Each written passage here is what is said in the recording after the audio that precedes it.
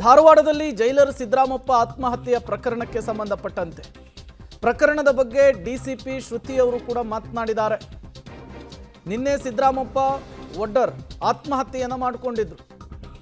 ಉಪನಗರ ಠಾಣೆಯಲ್ಲಿ ಆತ್ಮಹತ್ಯೆಯ ಬಗ್ಗೆ ಈಗಾಗಲೇ ಸುಮೋಟೋಕ್ಕೆ ಸ್ವಯಂ ಪ್ರೇರಿತ ದೂರು ದಾಖಲಾಗಿದೆ. ಸಿದ್ದರಾಮಪ್ಪ ಕುಟುಂಬದವರು ಏನು ದೂರು ಕೊಡ್ತಾರೆ ಅದನ್ನು ನಾವು ತೆಗೆದುಕೊಳ್ತೇವೆ. ಧಾರವಾಡದಲ್ಲಿ ಡಿಸಿಪಿ ಶ್ರುತಿ ಅವರು ಕೊಟ್ಟಂತಹ ಹೇಳಿಕೆ ಇದು. ಅವರು ಕೊಟ್ಟಂತಹ ದೂರಿನ ಆಧಾರದ ಮೇಲೆ ತನಿಖೆಯನ್ನು ನಡೆಸ್ತೇವೆ, ಸತ್ಯಾಸತ್ಯತೆಯನ್ನು ಹೊರತರ್ತೇವೆ ಅನ್ನುವಂತಹ ಮಾತುಗಳನ್ನು ಡಿಸಿಪಿ ಶ್ರುತಿ ಅವರು ಆಡ್ತಾ ಇದ್ದಾರೆ. ದಿನಾಂಕ 12/6/26ರಂದು ಧಾರವಾಡ ಸಬರ್ಬನ್ ಪೊಲೀಸ್ ಸ್ಟೇಷನಲ್ಲಿ UDR ಪ್ರಕರಣ ದಾಖಲಾಗಿರುತ್ತದೆ. ಮೃತಪಟ್ಟವರು ಸಿದ್ದರಾಮಪ್ಪ ವಡ್ಡರ್ ಅವರು ಜೈಲರ್ ಆಗಿರ್ತಾರೆ. ಧಾರವಾಡ ಸೆಂಟ್ರಲ್ ಪ್ರಿಸನ್ ಜೈಲರ್ ಆಗಿರ್ತಾರೆ. ಅವರು ನಿನ್ನೆ ದಿನಾಂಕ ಸ್ಯೂಸೈಡ್ ಮಾಡ್ಕೊಂಡಿರ್ತಾರೆ. ಅಂದರೆ ಈಗ UDR ಪ್ರಕರಣ ದಾಖಲಾಗಿರ್ತದೆ. ಅದು ಅವರ ಮನೆಯವರು ಏನು ಎಲ್ಲ ಹೇಳಿಕೆ ಕೊಡ್ತಾರೆ ಅದರ ಹೇಳಿಕೆ ಮೇಲೆ ಮುಂದಿನ ಇದು ಕ್ರಮವನ್ನು ತೆಗೆದುಕೊಳ್ಳಲಾಗುತ್ತದೆ. ದಿನಾಂಕ 12. ಇದು ಶ್ರುತಿ ಡಿಸಿಪಿ ಅವರು ಕೊಟ್ಟಂತಹ ಮಾಹಿತಿ. ಇಲ್ಲಿಯವರೆಗೂ ಕೂಡ ಸಿದ್ದರಾಮಪ್ಪ ಕುಟುಂಬಸ್ಥರು ಬಂದು ಯಾರು ಕಂಪ್ಲೇಂಟನ್ನು ಕೊಟ್ಟಿಲ್ಲ, ಲಿಖಿತ ದೂರನ್ನು ಕೊಟ್ಟಿಲ್ಲ. ಮೇಲಾಧಿಕಾರಿಗಳ ಟಾರ್ಚರಿಗೆ ಸಂಬಂಧಪಟ್ಟಂತೆ ಕೇವಲ ಆರೋಪವನ್ನು ಮಾತ್ರ ಮಾಡ್ತಾ ಇದ್ದಾರೆ. ಬಟ್ ಈಗಾಗಲೇ ಸುಮೋಟೋ ಕೇಸನ್ನು ದಾಖಲಿಸಿಕೊಂಡು ಪೊಲೀಸರು ಇನ್ವೆಸ್ಟಿಗೇಷನ್ ಕೂಡ ಮಾಡ್ತಾ ಇರುವಂಥದ್ದು.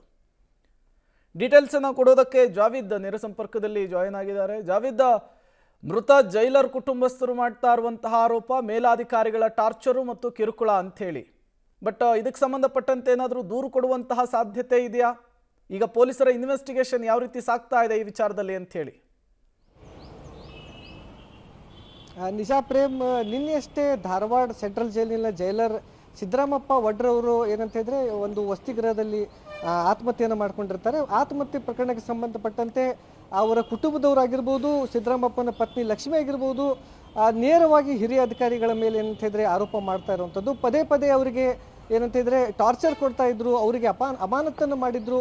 ಅಮಾನತ್ ಆದಮೇಲೆಯೂ ಕೂಡ ನಿನಗೇನು ಶಿಕ್ಷೆ ಕೊಡಬೇಕು ಅನ್ನುವಂಥ ಒಂದು ಒತ್ತಡವನ್ನು ಹಾಕ್ತಾ ಇದ್ರು. ಇದೆಲ್ಲ ಏನಂತ ಹೇಳಿದ್ರೆ ನನ್ನ ಪತಿಯ ಸಾವಿಗೆ ಕಾರಣ ಅನ್ನುವಂಥ ಮಾತನ್ನು ಅವರು ಹೇಳ್ತಾ ಇರುವಂಥದ್ದು. ಹೀಗಾಗಿ ಅವ್ರಿಗೆ ಏನಂತ ಹೇಳಿದ್ರೆ ಈಗ ಪೊಲೀಸರು ಕೂಡ ಅದರ ಬಗ್ಗೆ ಏನಂತ ಹೇಳಿದ್ರೆ ತನಿಖೆಯನ್ನು ಮಾಡ್ತಾ ಇದ್ದಾರೆ.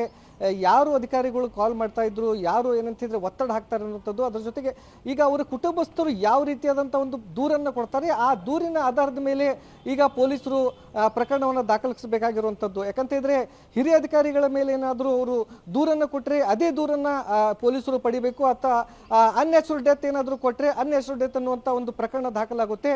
ಈಗಾಗಲೇ ಒಂದು ಪ್ರಕರಣ ಏನಂತ ಹೇಳಿದ್ರೆ ಅನ್ಯಾಚುರಲ್ ಡೆತ್ ಅನ್ನುವಂಥದ್ದು ಪೊಲೀಸರು ತೆಗೆದುಕೊಂಡಿದ್ದಾರೆ. ಆದರೆ ಅವರ ಏನು ಸಿದ್ದರಾಮಪ್ಪನ ಕುಟುಂಬಸ್ಥರು ಏನಂತ ಹೇಳಿದ್ರೆ ಈಗ ಆ ಹಿರಿಯ ಅಧಿಕಾರಿಗಳ ಮೇಲೆ ನಾವು ದೂರನ್ನು ಕೊಡ್ತೇವೆ, ಯಾರು ಒತ್ತಡ ಹಾಕ್ತಾ ಇದ್ರು ಅವ್ರ ಮೇಲೆ ದೂರನ್ನು ಕೊಡ್ತೇವೆ ಅನ್ನುವಂಥ ಮಾತನ್ನ ಈಗ ಹೇಳ್ತಾ ಇರುವಂಥದ್ದು. ಪ್ರೇಮ್, ಓಕೆ ಜಾವಿದ್, ಹಾಗೆ ಸಂಪರ್ಕದಲ್ಲಿರಿ, ಮತ್ತಷ್ಟು ಡೀಟೇಲ್ಸನ್ನು ನಿಮ್ಮಿಂದ ಪಡಿತಾ ಹೋಗ್ತೀವಿ.